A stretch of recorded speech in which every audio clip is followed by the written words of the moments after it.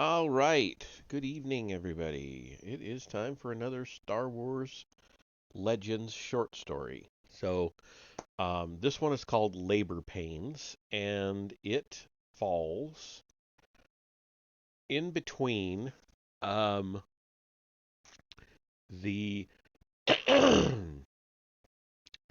It's in the midst of the Knights of the Old Republic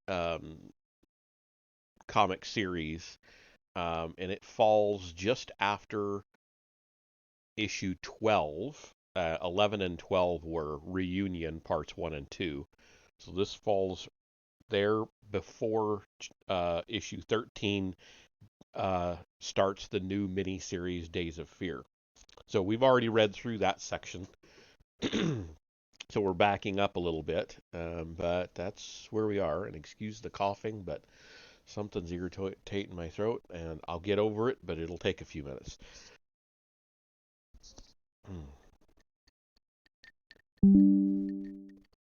All right, I'll just have to drink a lot of water. I'll get past it. But here we go. This was originally published on StarWars.com in 2008. It's by John Jackson Miller, and the original publishing had illustrations, which are sadly missing from my copy. I just have the texts. Those illustrations were by Pablo Hidalgo, in case you're interested, or you know where to find them. All right, or you want to try to find them. Here we go. If you're going to run from the law, it doesn't much matter whose law. I recommend Raltier. There, you never have to worry about where your next credit's coming from. Long before those Mandalorian guys started hassling the Republic, Raltier was the place where people came to make bad purchasing decisions. The blaster with the reversible handle came from Raltier. The sing-along hologram craze started on Raltier. I rest my case. Thanks to the Bucketheads, though, the planet was acting even more Raltierish than normal when I showed up. The helmet horde was still a long way off, but the sight of a Republic battle group forming in orbit had a lot of locals betting the other way, buying and selling as fast as they could. I don't blame them. Mandies just aren't as big on haggling as other tourists. The typical Mandalorian shopping spree, based on my limited experience, plays out about like this. Seller. Welcome, armored friend. Would you like to see something in a luxury land speeder? Mandalorian. Kopani Mirshmuresi Vod. I free this merchandise for the Mandoade. Seller. Ouch! You're harming me. I say again, ouch! Mandalorian. You are cowardly people, and this driver's seat does not recline enough. Seller. Pain! Pain and ouch! Mandalorian drives off. So Raltier was in a mood to deal on anything and everything. Now normally the Griff, that's me, likes a good last chance sale. But like I said, circumstances were requiring me to move fast to stay ahead of the authorities. Now a little of that is expected in my line of work. There was a study once that said 8.5% of all shipments delivered to outer rim spaceports never make it to their destinations. This time a year ago, I was the point 0.5 where I lived, with plans to become the 8. Back then, a little notoriety was good for business, and it helped that most species can't tell Snivians apart anyway. If I thought it was bad when Mom couldn't tell my brother and me apart, it was only because I hadn't ventured off world yet. Lately, however, I've been traveling through space in an old junk hauler with a couple of Arcanian offshoots, including an old coot of an inventor who left his good sense in his other pants. And then there was my bodyguard of the hour, a human kid expelled from Jedi school and who was wanted on an impressive variety of charges himself. The thing about Zane Carrick, but more about him later. Point is, we need to travel as light as possible, and that made me a seller, which again was not a problem because Raltier was suddenly lousy with refugees fleeing inward from the conquered worlds. selling whatever they had on them to pay the way. There were plenty of locals with their credits out, like these guys. I won't tell you how I found out about the Oban Gallery of the Industrial Aesthetic.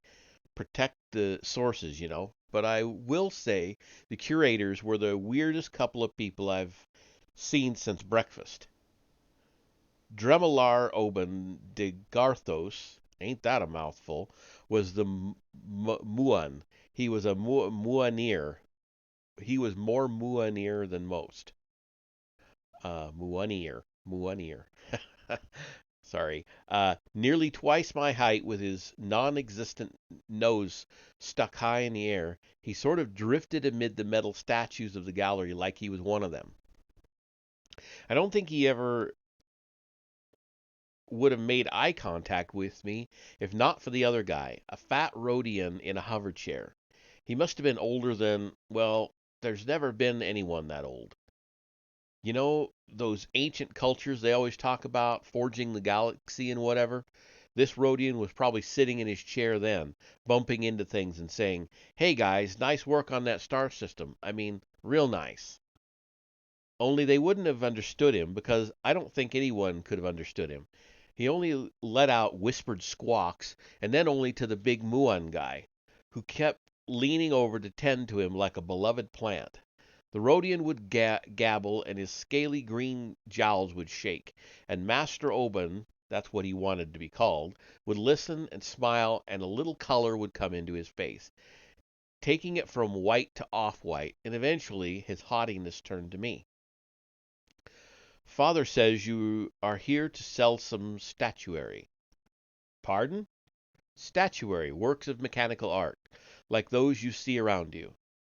"I got that part," I said, looking around. "You mentioned your father." "This is father," the Muon said, gesturing to the Rhodian as if I should have known. "Your father?" "Father." "Whatever. It just doesn't pay to find out too much about the Marks as a person. Half the time you start to like them, and that makes them harder to con. The other half of the time you just start to get confused. This fell within the other half. I've just got I've just come sorry. I've just come from Terrace, I said, getting on with it. "I've got some stuff that'll interest you."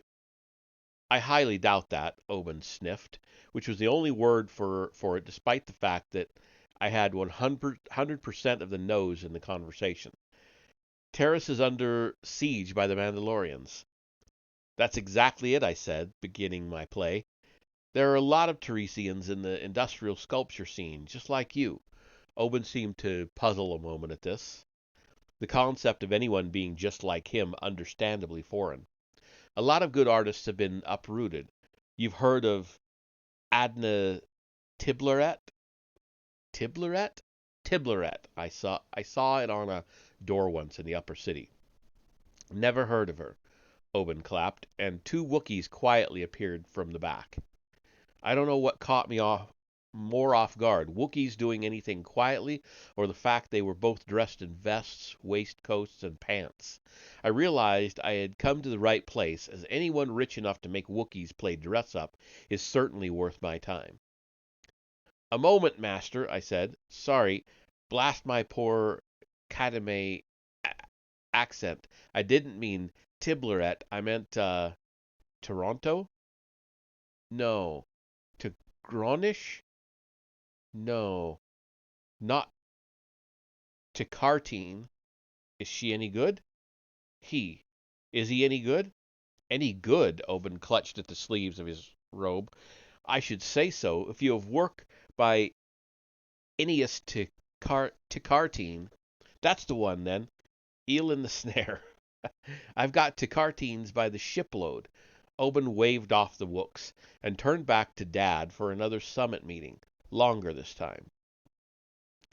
A good thing with fencing artwork is it's usually a one customer kind of deal. It's not a bunch of transactions, which raises your overhead like crazy.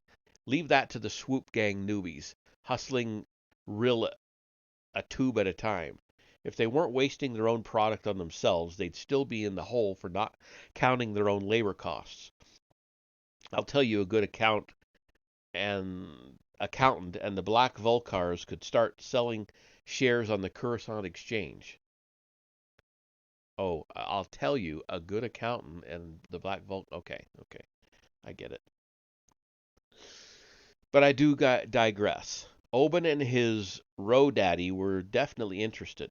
I thought the Rhodian would rock off his chair, and Oban wouldn't wait to prove to me he knew more than I did. Couldn't wait to prove to me he knew more about Aeneas, what's his face, which was fine by me as I filled in the blanks. Yes, the poor, sad, reclusive sculptor was hard at work in his studio when the dastardly Mandalorians, whose idea of art is a sticker on a shoulder plate, interrupted his genius.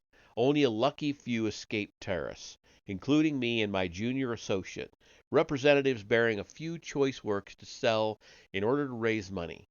With Oban's help, Tikartine and his 13 children might one day escape Terrace, to a place where hopefully he might continue to reshape hunks of shrapnel into works that captured the soaring spirit of an age. Narrative established. Introduce product.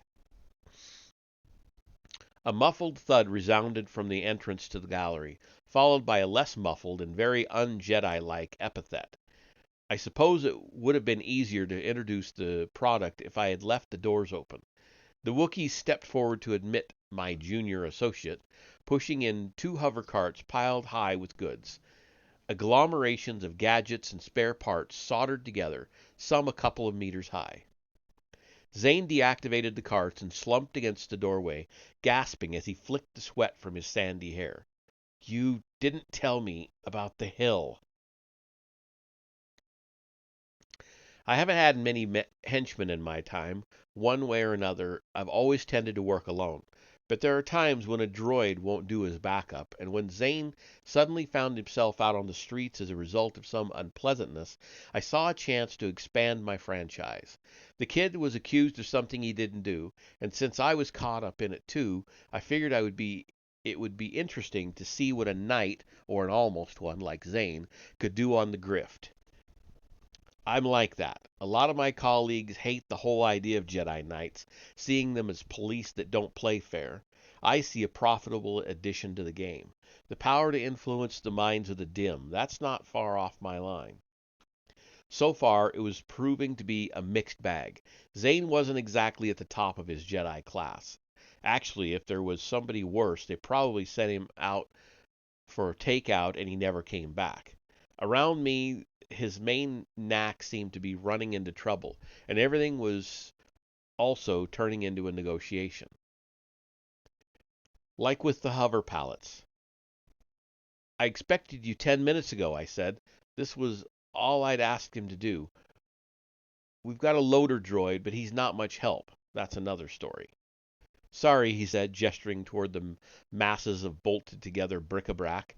"There was a hill, and you said I should wait until Camper left the workshop."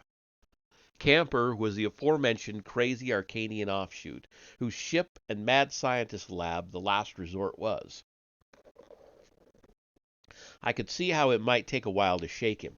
Camper sometimes got caught up contemplating a rivet and would forget to eat. I was about to comment to that effect when I realized Oban wasn't staring at the product, but rather us.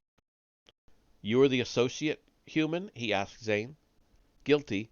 You look like—" "What's his name?" Oban said. "The boy accused of killing the Terrace Four. Zane Carrick. He looked at me. "And he has that accomplish, a Snivian like you." "Well, that couldn't be the case," I said, "because I'm his boss." I reached up to slap my hand on the kid's shoulder. He's too tall. "Young Warvis here's been helping me since I adopted him. I freed the lad from a life of slave labor in a factory skinning borats." Summon Teardrop 1. "To tell you the truth, I'd like a father to him. I'm like a father to him." "Less is more, Griff," Zane mumbled. "Hush, Wervis. I know it's a bad memory. Pathos sells. Now, son, can you push the the masterworks into the light?"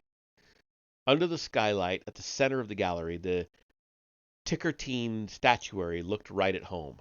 A little greasier than some of the other displays, maybe, and ours had a few more blinking lights, but they certainly captivated Oban and the Rhodian, who circled the machine art and chattered back and forth to one another. "What are these things you had me get, anyway?" Zane whispered, looking at the larger metal mountain on the pallet. "It appears to be a Framistat, or a Wingdoodle, or perhaps a Wutsus," he said. "They're scrap metal, and when the money runs out, they're our next meal." Before Zane could ask anything else, Oban turned back to us. "No," he said, "I'm not sure about these." Puttering up to his side, the Rhodian squawked skeptically. I think probably any adverb would work. Oban declared for both of them that they wanted to wait until an authenticator arrived from Tellerath. That was a few days out, and too late for us. Nonchalantly, I turned away. You know how these Verpine guys have the eyes on the other side of their heads, and you can never tell whether they're looking at you or your date. I went Verpine, one eye on the exit, the other on Zane. "Kid," I whispered, "it's time for you to go into action." Zane bolted upright and drew his hand to the bulge in his jacket defensively. "Not the lightsaber. Spirits of Kadomai, no." Zane has a thing against chopping innocent people into bits. I asked Oban for a moment to confer with the kid and whisked him aside. "I need you to use your magic to convince these guys this junk is art." Zane recoiled again. "I'm not sure I should." "What do you care?" "I care about ripping people off." "Well, so do I. It's settled." "I mean, it bothers me to rip people off," he said. "And it bothers me to hear you say that," I said.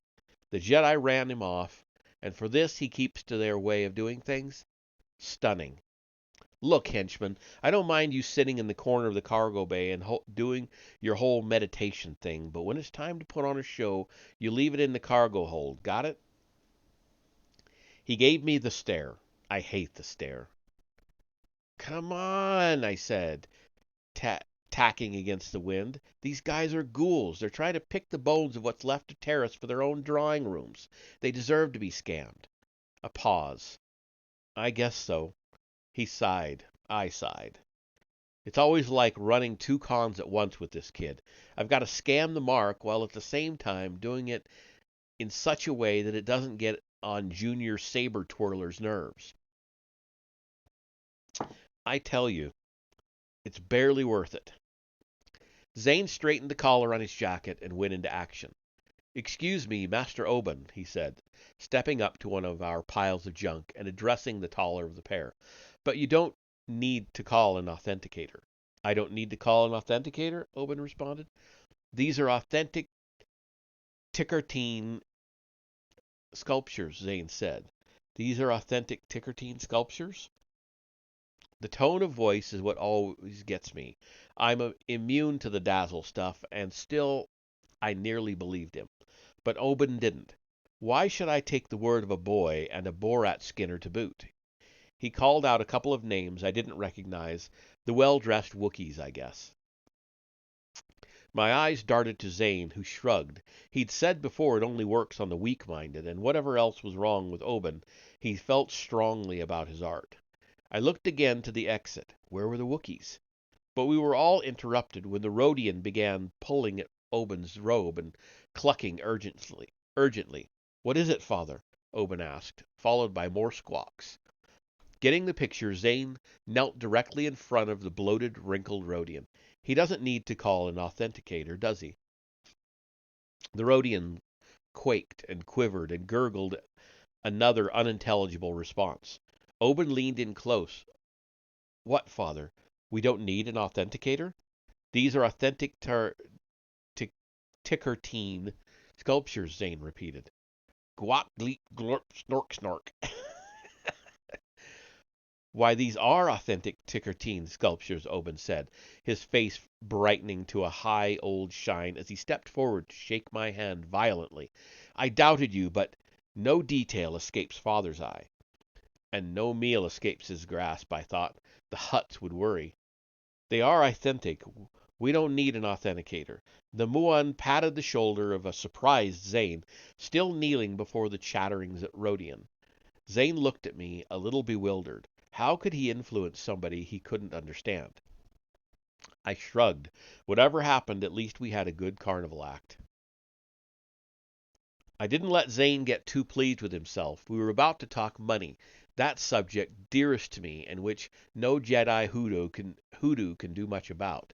This is normally where I do pretty well on my own, but I had expected expenses on our last score, and knowing we'd need to get a new ship to replace the last resort set me off on the wrong foot.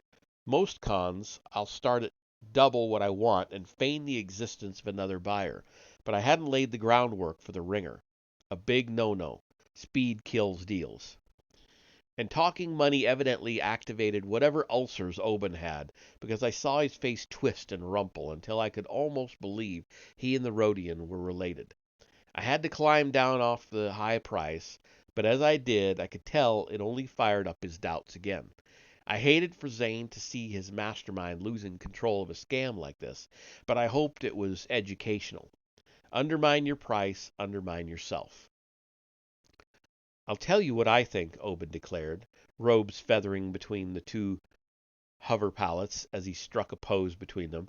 I think these sculptures are legitimate, but you two are not. Excuse me? You two don't work for Tickertine. I don't know I don't think you know him at all, he said, producing a comlink from the folds of his sleeve. You know, my brother-in-law is the constable of this planet. He might like a word with you.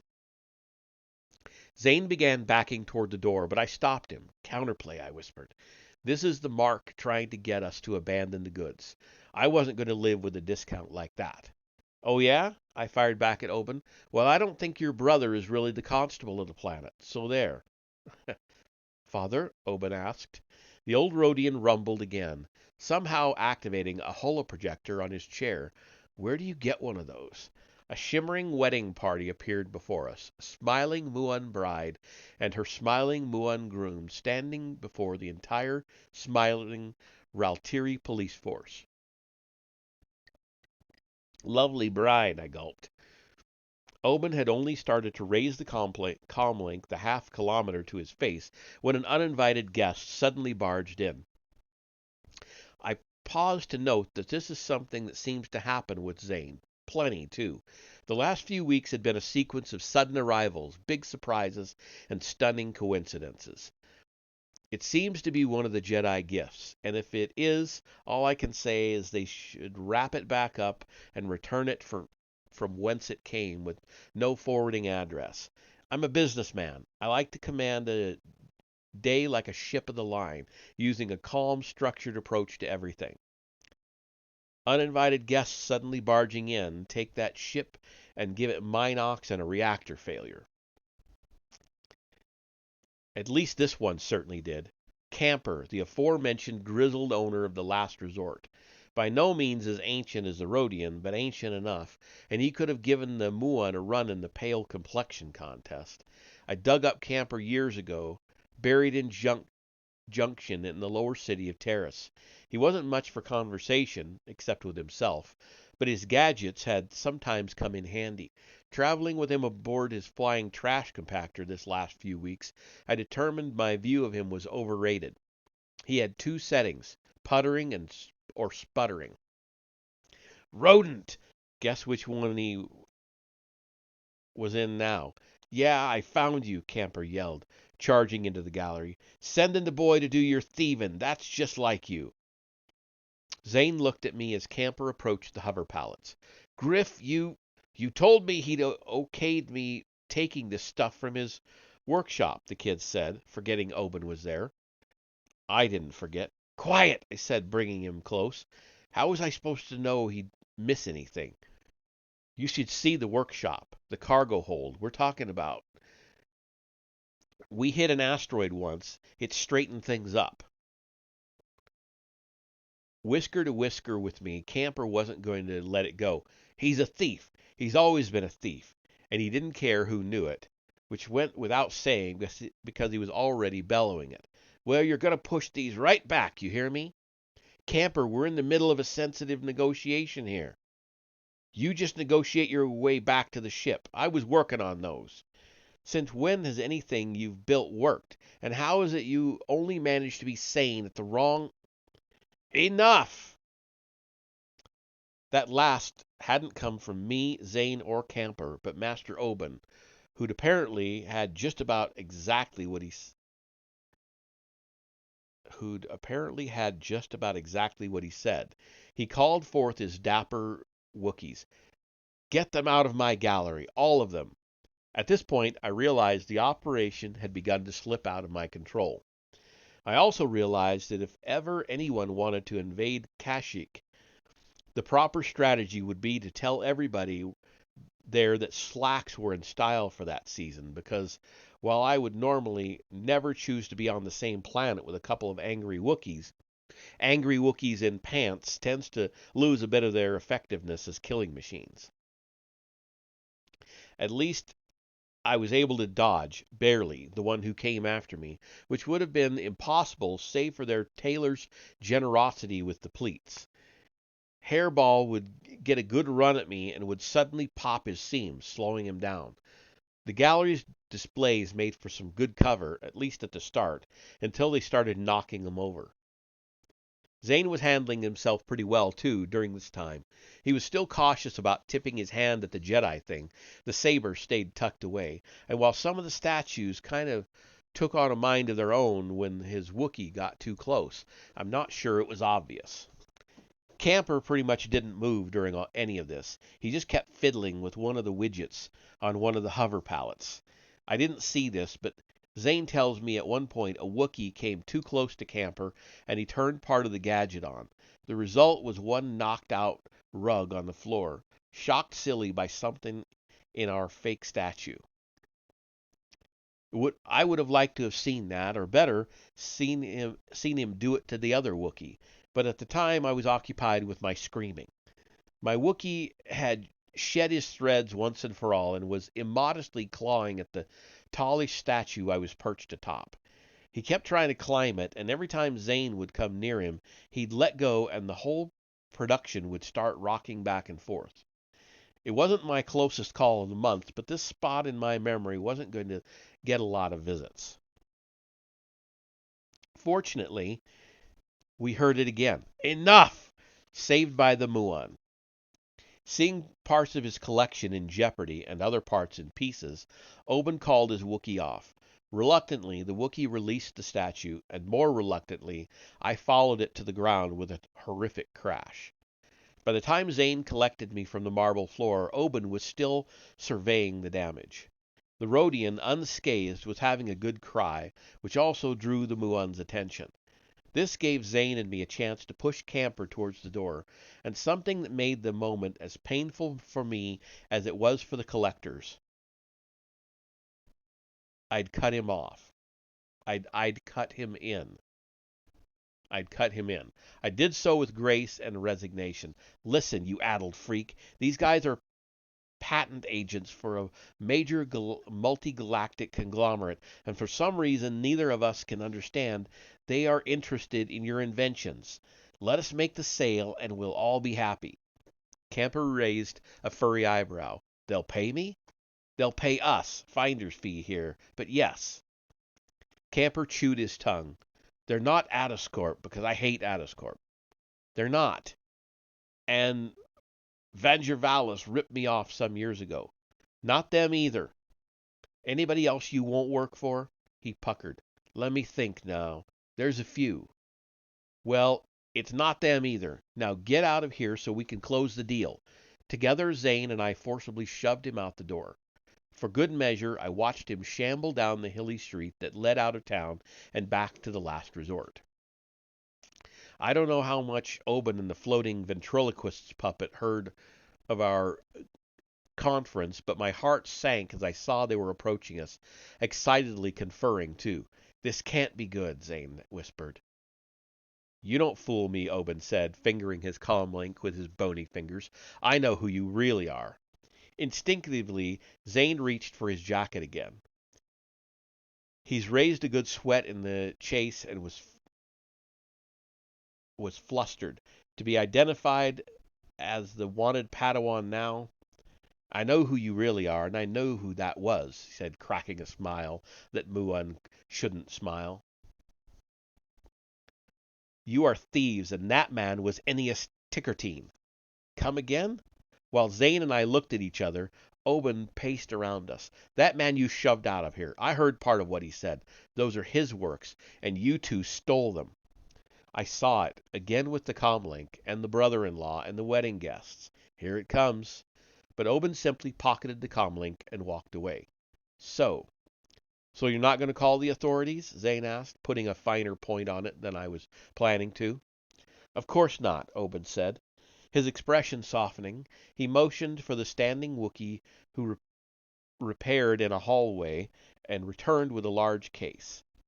Just from the heft I could tell what was in it and how much. Local hard currency, Raltiri colonials, flippable for Republic credits just about anywhere, and and more importantly, about twice as many as I'd originally asked for. I was nearly out the door with said case when Zane, as usual, looked into the face of good fortune and poked it in the eye. Let me get this straight, Zane asked Oban, befuddled. When you thought we didn't really know the artist, you were going to have us arrested. But now that you think we've stolen them, you're willing to pay double? Yes, Oban said, matter-of-factly, stroking the sculptures with new-found admiration. But it's not just that they're stolen. They're stolen and the artist knows they're missing. The Rhodian burbled with excitement and evident agreement. These pieces are much more desirable in our circles now. Much, much more. Much more. That's what I thought, Zane said, a groan before slouching off. It really is better not to ask. We didn't talk much as we headed down the hill. I kept stopping to recount the cash, and I'll admit it, to just look at it. And Zane would find a tree to lean against and mope. I know Jedi are big on law and order and all, but after all that's happened to the kid, I swear you'd expect him to come at the galaxy a little less wide-eyed. I see people that are greedy and shameless, and I see opportunity. What does Zane see? I haven't figured that out yet. For whatever reason, he took some kind of consolation in insisting that Camper get some of the money, like I promised. I'll admit I thought about catching him in one of his addled moments and giving him a bag of empty food paste tins. I'm sure I could have thought of something. But it had been a profitable day, and I could afford to be magnanimous. I'd just find something to sell Graybeard anyway to get it all back. Which brings me back to the advice I was giving. If you're an operator like me and you're considering bringing a Jedi into the organization, compromises like that are just going to be part of the package. Paying people, picking marks that deserve to be cheated, rounding corners you'd rather cut. They're all part of the care and feeding of a Jedi henchman. It can be a tough haul. In any case, it already has been, but I've been playing a hunch all along that it'll be worth it. And who knows, just maybe I can bring him along to my way of thinking on a few scores and make a few scores while we're at it. Mixed up kid, that Zane, but I'll make something out of him yet. And that is the end of the short story. So that will be it until, well, I'm not sure I'll be able to do my reading on Friday. This coming weekend is going to be pretty sparse on whether on anything. Um, Friday, I have to be at a wedding rehearsal. Saturday is the wedding. Sunday, I'm leaving town and won't be back till the 5th. So there won't be any streaming through at least Sunday through Wednesday. So I don't know if we'll see if I can make the stream on Friday. More than likely not Saturday, um, and definitely not through the rest of the weekend. So probably I'll see you all next Thursday. Have a good one.